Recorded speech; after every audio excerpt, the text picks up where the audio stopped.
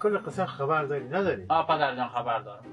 ما بین خانم خبر داری که خانه نه روغن است، نه چای، نه بوران، نه هیچ چیزی نیست. خبر داری؟ خبر دارم. آفرین. حالا تو میفهمی که از 20 خانه کرایی ما گریختیم، به در کرای خانهش مونده.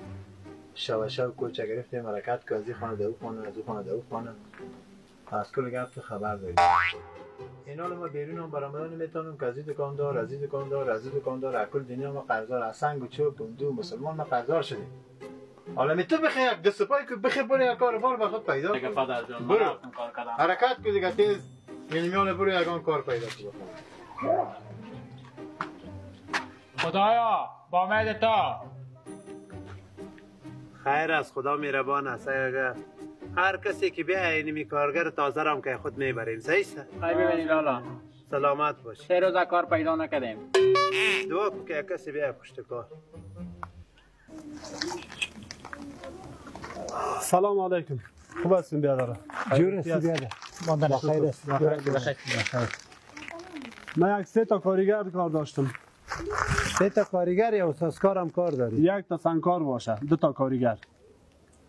صحیح است. این 2 تا کارگر هستن، ما خودم سنگکار هستم. من برم. هستی که تو هستی. صحیح است بریم بخیر. اینجا سنگکاری میشه تا و دیوار دیگه.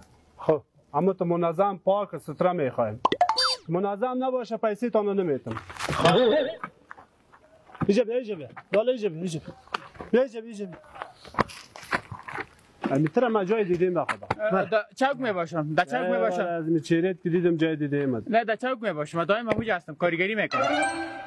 باشه یک دقیقه نه ایره نکو سر ما کار کردیم. هفته میزنم میسوزونم. یک دقیقه ما ببینیم جای دیدیم. شناختم. سنگای نام پدرت چی است؟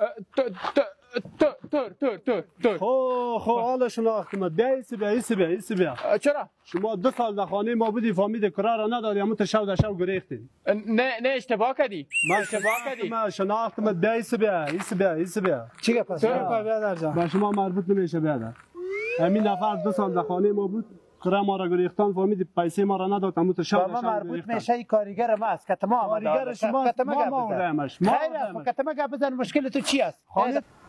کجا میبری شالو بیادر؟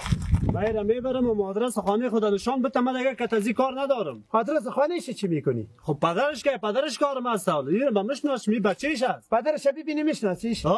حالی اندیوال ما ریلاب تک ما کار کنه. صحیح آدرس خانه خود برام ما بدم. الهش میتونم.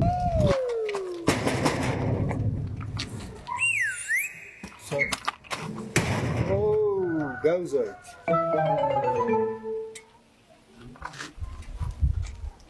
راستی تو فراری خوب است. شو باز میگریزی نه؟ کجا بودی یک وقت؟ خدا میفهمه که 2 سال چند خانه دیگر فهمیدی تو کردی تو. همه جا بودیم.